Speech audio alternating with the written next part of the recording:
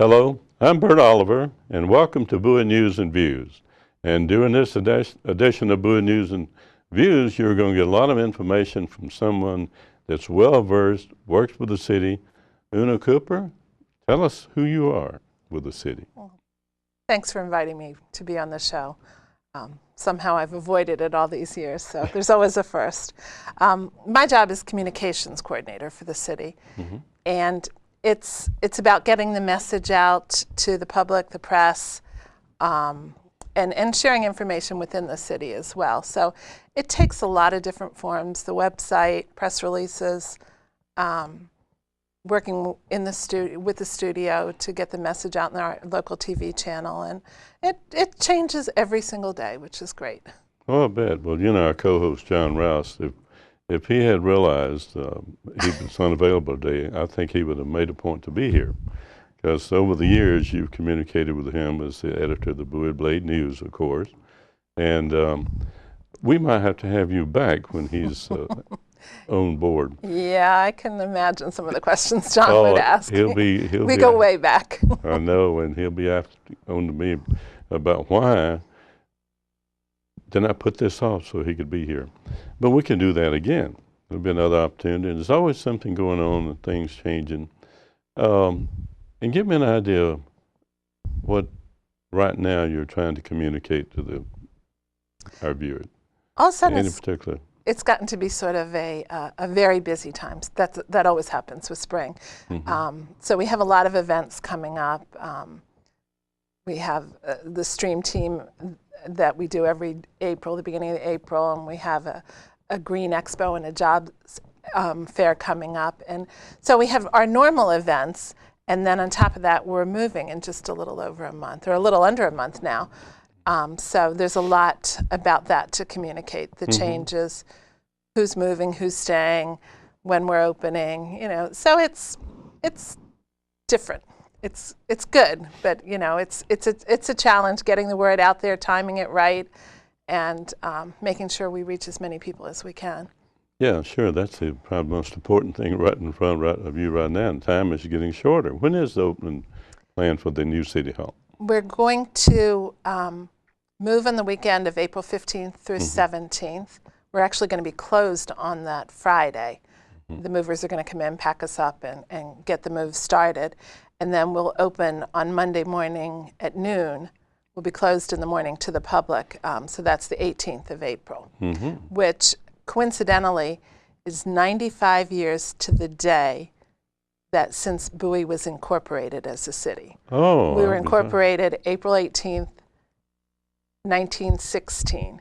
Wow. And so 95 years to the day, we're going to move into the new building. So well, that's sort of a cool little factoid. Oh, boy, that is good. You know, I wondered about that. I asked a question to Judy Colbert when we had her on as guest. You know Judy. Used to be a writer for the Bowie Blade News, and she writes books now about Maryland, off the beaten path books for Virginia and so on. Great. And she had worked with the city council, county council, and she was one of the first people to move into Levitt, Bowie, and first 500, I think.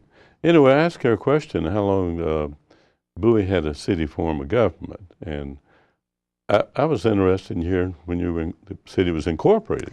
We were incorporated in 1916. We really didn't get the mayor-council form of government until, I want to say, 1964-65, in that range. That's what I thought. Before that, there were town commissioners. And, you know, I was looking, one of the other things that I'm working on is the celebration of Bowie this year, because it's the 50th anniversary of Levitt Bowie, Bel Air at Bowie.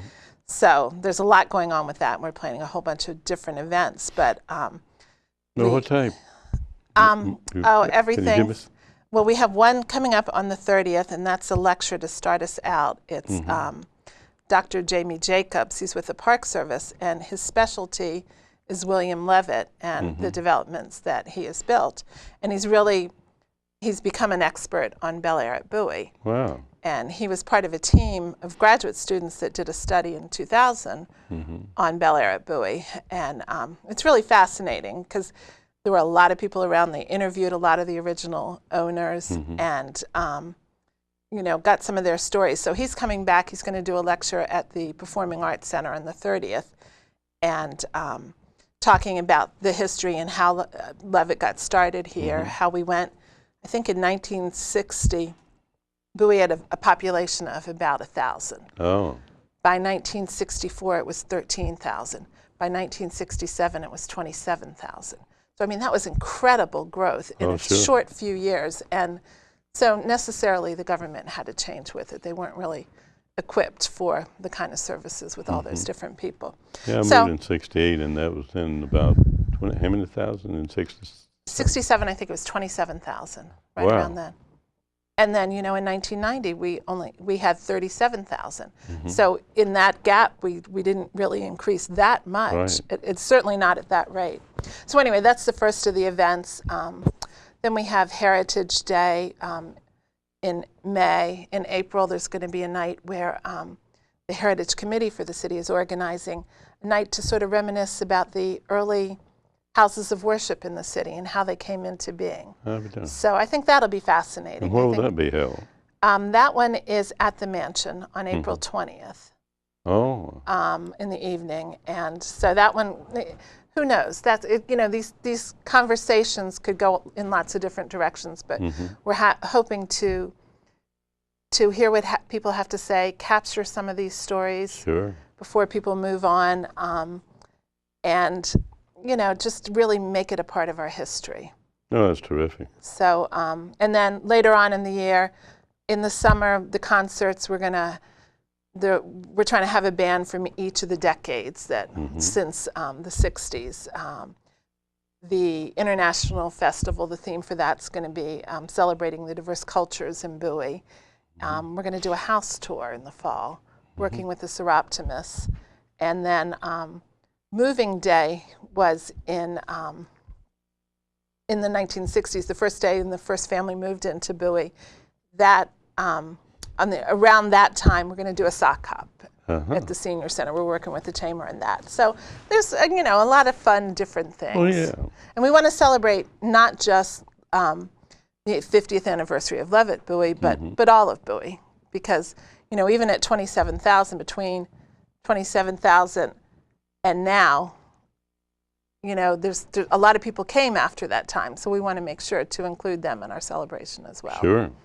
Well, back to International Festival, we need to talk about some time. You say it'll be featured, what month is that? It's October. It's always the first Saturday in October. And, the idea is to celebrate different cultures. This year we really want to somehow try and focus on the nationalities that are in Bowie. So that'll be a little different focus than we've done before, and we have to reach out to the different groups that are here, but I think it'll be interesting. Yeah, it always is. And I hate to pull out another point, but Bel Air Mansion served the city at one time as the government office, right? City government? Yeah. Had a police department in there?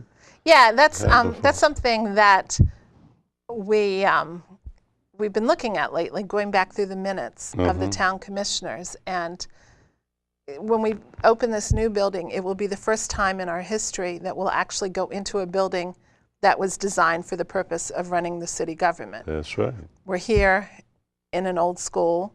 Before that, we were in a mansion, and the city offices were there, and the police department. Before that, the town commissioners met at the city clerk's house. Rosemary Abel in Old Bowie, and then at some other locations. If they had a public meeting, they'd meet at the fire hall or the Knights of St. John's Hall or something like that. So I think that's sort of an interesting thing too, that finally we're getting a building that was really designed and hopefully efficiently for the purpose of the city government. Sure. I might be jumping subject here a little bit, but do you think the city, this is a political question, do you think the city would be annexing additional land and area in the future? The city council a couple years ago looked at a map, and it was an annexation boundary, sort of their long-range plan of where they could see the city growing to. And honestly, it's probably not going to grow very much. There may be some areas within the map, you know, we're very long and narrow if you look at us on a map, Yeah. where parcels of land may sort of fill in as they're built, but there really isn't that much land that is free to be built on. So I don't think we're going to grow substantially in the way we have in the last 20, 30, 50 years even. Yeah, well, there's never much annexation, but it seemed like there was enough that suited the needs at the time. But that's something that I was asked recently about someone that's buying outside the city of Bowie. They wondered, if someday they'd be one of us. Yeah. Well, you know, as the mayor says, there's those that live here and those who wish they lived here. Yeah, that's right. I don't know if they, but I don't see us, you know, really aggressively expanding our boundaries at all. I don't think that's in the works at this point. Okay, that's good to know. The back to the Bel Air Mansion, you know, there's a lot of people I've met in the last few years didn't even know we had a Bel Air Mansion, but now they're old timers. They naturally bragged about it, and when it became more popular to have parties there and meetings there, I know I've been there for a lot of things and events. And annually, I understand the grounds there is used at the Bel Air Mansion and off Bel Air Drive, but I'm not sure what street. Tulip Grove. Tulip Grove. But I understand there's some reenactment scenes that has occurred over the years and at the front lawn of the mansion with various historical groups that do reenactment. Is that still going on?